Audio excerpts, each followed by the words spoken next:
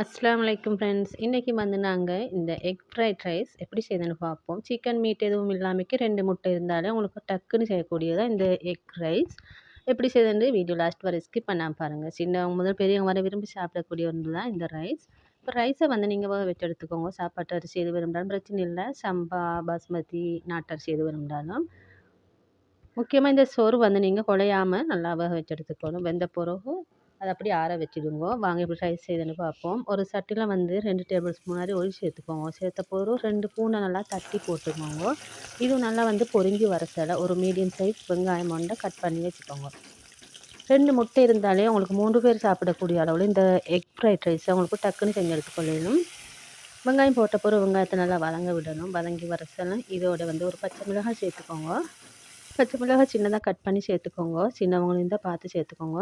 சேர்த்த பிறகு இதையும் கலந்து விட்டுக்கணும். இதோட கொஞ்சம் கருவேப்பிலை, ரொம்ப சேர்த்துக்கணும். சேர்த்து எல்லாம் மிக்ஸ் பண்ணிட வேண்டியதுதான்.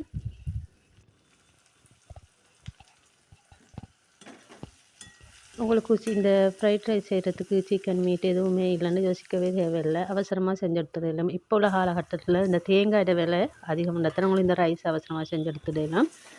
இப்போ இதோட வந்து 2 முட்டையை ஊற்றி நல்லா கலந்து விட்டுக்கணும்.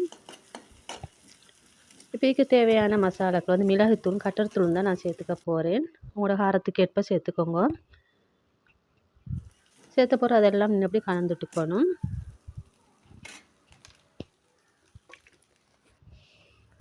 இதோட நீங்கள் தேவையான அளவு உப்பு சேர்த்துக்கோங்க. தூள் உப்பு சரி, தண்ணி கல் உப்பு கரைச்சது சரி. சேர்த்த பிறகு எப்படி இதையும் நல்லா கலந்துட்டுக்கணும். ஃப்ளேமை குறைச்சி வச்சுக்கோங்க, இல்லாட்டி கொஞ்சம் அடிப்பிடிக்க பார்க்கும். இப்போ நீங்கள் துருவி வச்சு இந்த கரெக்டையும் ஒரு கைப்பிடி அளவு சேர்த்துக்கோங்க. சேர்த்து நல்லா கலந்துட்டுக்கணும். இதோட வந்து நீங்கள் இப்போ ரைஸை சேர்த்துக்கணும். இந்த டைமில் ரைஸை சேர்த்து அதையும் கலந்துட்டுக்கணும். ரைஸ் வந்து எப்படி இருக்கணும், குழஞ்சி இல்லாமக்கி. அப்போ தான் அந்த ரைஸ் வந்து நல்லா வரும். ரைஸும் சேர்த்த பிறகு அந்த கறியெல்லாம் ரைஸில் படுகிற அளவுக்கு நீங்கள் எப்படி கலந்துட்டுக்கணும். கலந்துட்ட பிறகு இதோட அடுத்து லீக்ஸ் சேர்த்துக்க போகிறேன். லீக்ஸ் இல்லைன்னா உங்களுக்கு வெங்காயம்லாம் சேர்த்துக்கொள்ளணும். இதோட ஒரு மேகி க்யூப் இருந்தால் ஒரு 1/4 துண்டு சேர்த்துக்கோங்க. ஏன்னா இது 3 பேர் அளவு சாப்பிடக்கூடியது.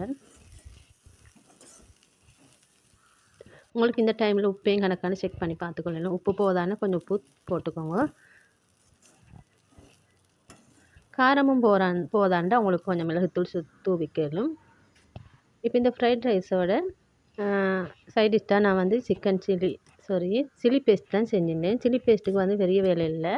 1 டீஸ்பூன் ஆயில் சட்டியில் போட்டு ஆயில் சூடாகி வர சொல்ல நீங்கள் சில்லி ஃப்ளேக்ஸ் அதை போட்டு கலந்துட்டுக்கணும். அதோட சீனி 1 டீஸ்பூன் போட்டு கலந்துவிட்ட போகிறோம். டொமேட்டோ சாஸ், அடுத்து சோயா சாஸ் சேர்த்து இன்னும் அப்படி கலந்து விட்டு எடுத்துட வேண்டியதுதான். சின்னவங்க விரும்பி சாப்பிடுவாங்க. ஒரு முறை சரி நீங்கள் செஞ்சு கொடுத்து பாருங்கள். இந்த வீடியோ பிடிச்சி லைக் பண்ணி ஷேர் பண்ணுங்கள். தேங்க்ஸ் ஃபார் வாட்சிங்.